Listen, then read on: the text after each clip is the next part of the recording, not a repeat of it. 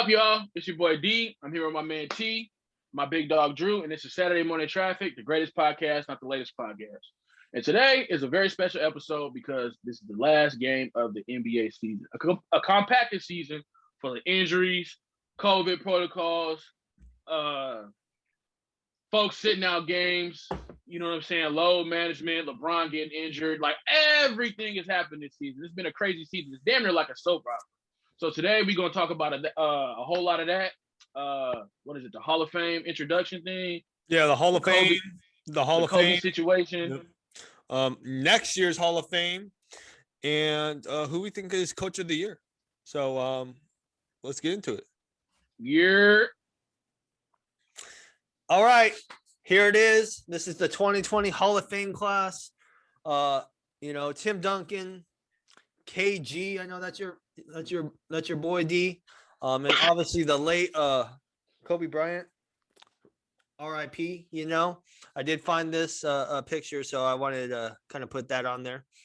Obviously, I believe this is arguably one of the best Hall of Fame classes there has been. I mean, you look right there, just in that picture. That's 11 championships, right? And arguably the second best shooting guard of all time. KG, you can put him in the conversation, potentially a top 5 power forward of all time. Then obviously everybody has their own opinions, but I do think, Tim Duncan is the best power forward of all time. What were your guys' thoughts on the ceremony? These 3 legends and the other candidates that went in, because you had like Tamika Catchings who went in, Rudy Tomjanovich, I think his name was, where he coached the Rockets. Just a lot of people getting inducted. And what did you guys think? Go ahead, Drew. I think it's definitely a nice, well-deserving class. It's funny. Somebody was just talking trash about KG the other day on my Facebook, and I was like, they were like, "Oh, Blake Griffin is better. Prime Blake is better than Prime KG." I'm like, "Are you smoking rocks? Like what?" He's smoking peyote. He on that acid. I'm like, and then I'm like, did old KG even dunk on like Prime Blake at one point? And top. I'm talking about Brooklyn Nets KG. Yeah, you're not talking about the Timberwolves or the Celtics. Like, man, the disrespect for a Hall of Famer is real sometimes. But yeah, everybody in this class definitely deserves to be in it. I'm really looking forward to next class because one of my favorite players of all time, We'll get to that. Okay. Yeah. But yeah. Cool class. My question to you, Drew, this is a little shade, but it's all right. Are you sad that Tim Duncan is not sponsored by your Orlando Magic because of Doc Rivers?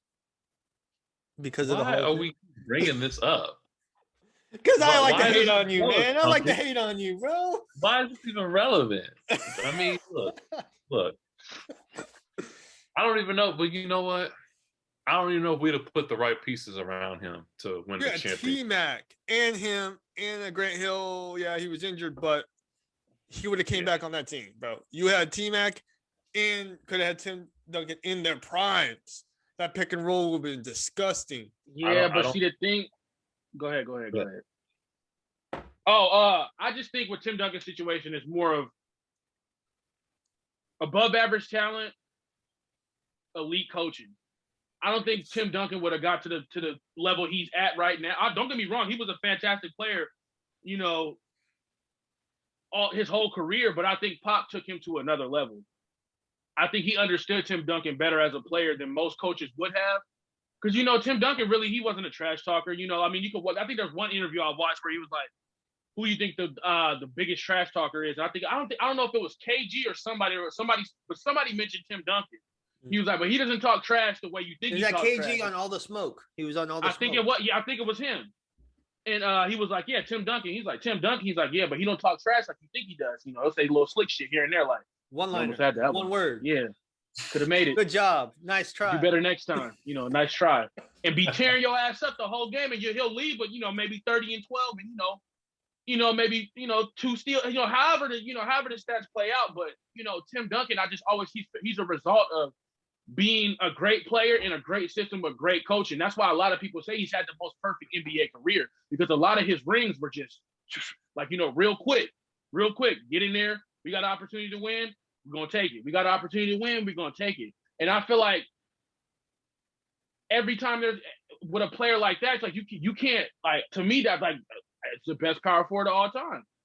Yeah, I think like when you going back to Pop, like I lived in San Antonio when he actually got drafted, and the whole thing was the Twin Towers, right, with him and David Robinson and everything, and seeing where he progressed, like a really great player. But when you talk about coaching, it was, and that's alluding to that conversation with KG on all the smoke, saying when other players looked at the best player and he took the criticism and wanted to be coached really hard and he didn't talk shit back, that's why it made it work, right?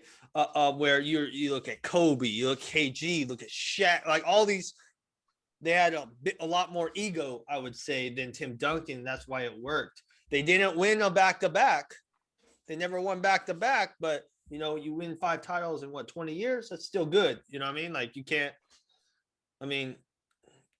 say much about that except championships, right? And with the help he had, I think it was a consistent play, especially bringing in Manu and Tony Parker. And then you had, when he came in, you had Sean Elliott, Avery Johnson, like all those, and David Robinson, all those mentors to let him now become a mentor for the others coming in.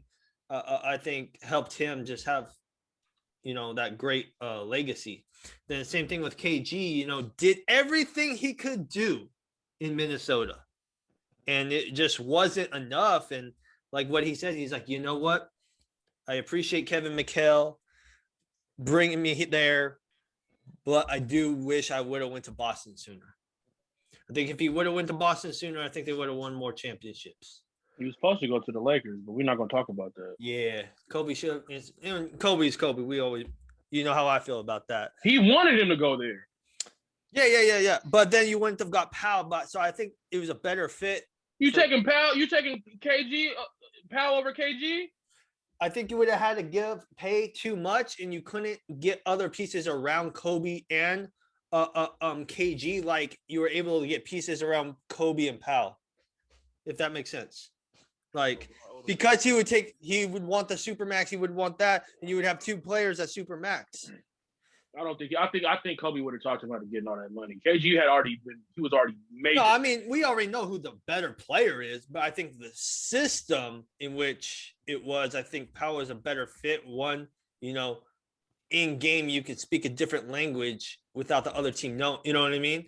And also Powell was a better passer too. So I think he fit that the triangle a lot better than what KG would. But we already know KG was the better player, And I know, talk to your boy about your boy KG. Do you know he's your favorite player? I watched his Hall of Fame speech. It was dope. Traditional KG fashion. He was still up there talking shit. I love it. I think it was dope for him to pay his respect to Flip Saunders, based on their history and what he's been through with the whole Minnesota organization and whatnot. Yep. But I think it was dope hearing him say, I wish I would have went to Boston a lot sooner, But I think if he would have went to Boston a lot sooner, I don't think his opportunities would have got as much highlight as they would have when he was in Minnesota, because a lot of people don't really look at that era when KG was going crazy. Like KG was going nuts, bro. Like him and Duncan back and forth, Rasheed, Weber, like all the that was the spot, that power forward. That was like when he came into the league, it was power forward era. Like that was nobody, but the thing about KG during his era, he was shitting on dudes that played other positions too. Yeah. Like he was looking like the best player in the league around that time. Yeah. What about you, Drew? What do you think about KG and obviously Kobe? Touch on that. And on his what on Kobe? What were you thought on the speeches with KG, wearing that nice green, suit?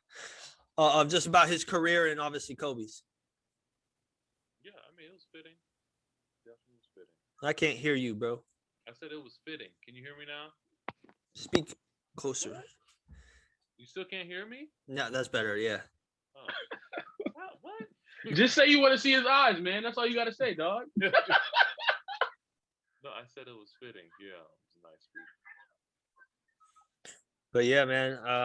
All respects. I watched the whole ceremony almost. And there was this one coach. She coached on 3 different levels of college: Division 1, 2, and 3. She had like almost 1,200 wins or something. It's just like, man, that's super crazy to win on multiple championships on Division 1, 2, and 3. That's hella ridiculous, you know. And to have UConn's coach kind of sponsor and be there, you know, that just amazed me. You know what I mean? Like, you go from a D1 school and be like, hey, instead of going to another D1 school or staying there, you want to go to a Division 2 school and coach another championship. Then go to Division 3, coach another championship. Then go back to Division 1. That's very difficult, you know? Was she coaching men's or women's basketball? Women's. She was a women's coach. Or she you know, won 1,200, but all her teams were always there, 20 to 25 wins every year. Which that's a lot of. For college, usually there's like what a total after the tournament, like 33, 34 win or like games, and to have almost every year 20 to 25. That's pretty amazing, you know? So dope. 1,200 wins is a fucking lot. Yeah. And then the women's Baylor coach, who's been there for 30 something years, got inducted. So, I mean, it's just like a lot of these coaches who are getting inducted, these women's coaches, they're getting these positions when they're like 20 something years old. So they're coaching almost the same age players as they are.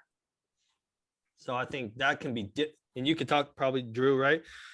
It's kind of hard to be coached or even have a manager who's trying to tell you and show you how to do this when you guys are almost the same age, right?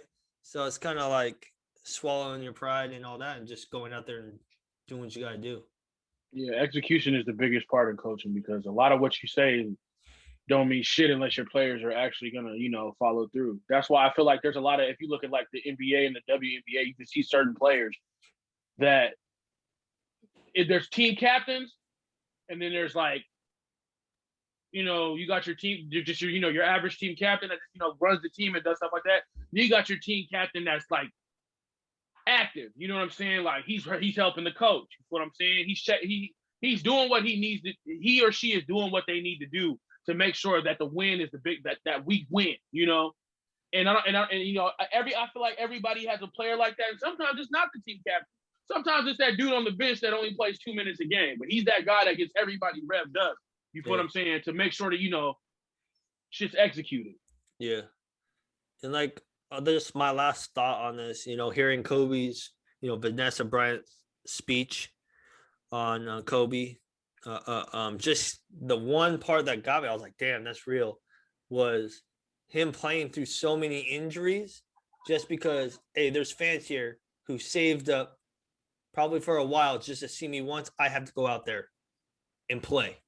I don't that shit care. got to me too. Like, and then you see today's game and you're like,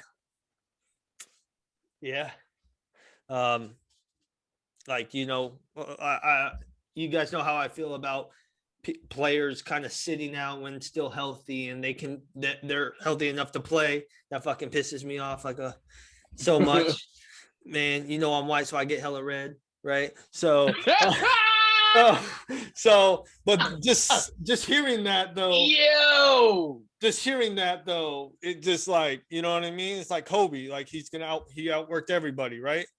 But just to hear that day in, day out, he was telling that to her every time. And she's like saying, sit down, rest, you're injured. He's like, I don't care. Someone hasn't seen me. I have to prove that. And, you know, that was Jordan did that too, right? So I just wish more players did that. You know, I think it would make the game a little more competitive, obviously, in the regular season, not just in the playoffs, right? That's kind of my thought process. Side note, playing devil's advocate. I respect the fans, but at the same time, you got to understand that it's a double-edged sword when you're dealing with fans. Oh, yeah. They're either paying a ticket to talk shit to you or they're paying a ticket to see you play. You feel what I'm saying? If my body is out of whack and I put myself at risk, it's not just about the fans.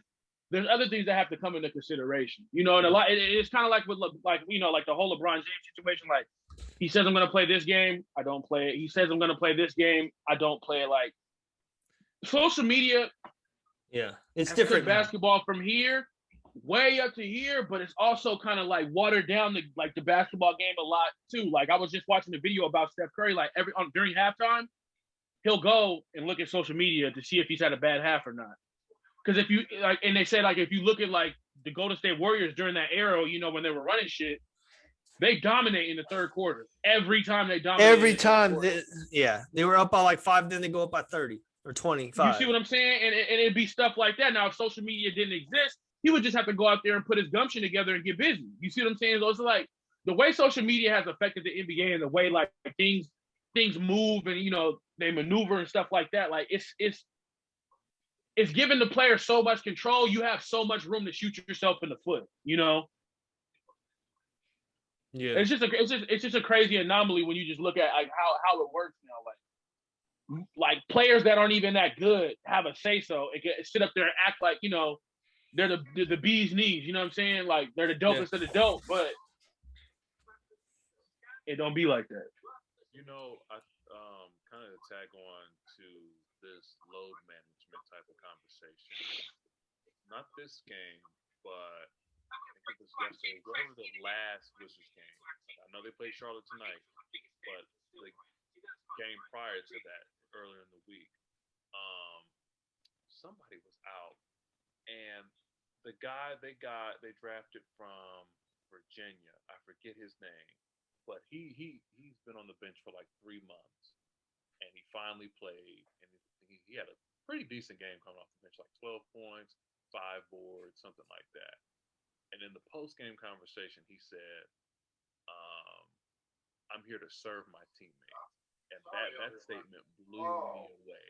Like you don't hear players talking like that, and I don't know why. I mean, it was kind of like the other piece to the puzzle. This conversation, where if you had bench players with that mentality, players like Kobe could maybe afford to take a break. You know what I'm saying? I understand that he didn't want to, but I don't know. It just makes you think, you know. Yeah. Yeah, the way I look at it is like. Did I take the conversation somewhere else? No, I agree with you. I just think like with Kobe was more of like. I think I'm gonna give my whole body to this. Yeah. I want to play basketball until my body shuts down. Basically, that was Kobe's thing. When you look at Jordan. He's like, I have accomplished enough. I have nothing else to prove. Then you go play baseball, you come back, whatever, right? And I still think there's a theory on that, but I'll let you finish. Go ahead, finish. No, I'm just saying that's pretty much what it is. And I mean, like, that was Kobe. Like going back to all the smoke, right? When they had AI on, when a Philly came to LA, you know, Kobe picks him up, but he's studying him. And then AI says, "Hey, what you about to do?" And it was more of like, "Hey, because I'm about to go to the club." He's like, "Well, you know, I'm gonna go to the gym." That's who Kobe was, right? But that's my final take on that. But yeah, it's just crazy, and these 3 great players battled each other all the way till the end. I mean, Lakers and Spurs matchups, Spurs versus Timberwolves. I mean, then you look at, of course, the Lakers and Celtics in 2 of the 3 years in the finals going against each other, right? So well deserved.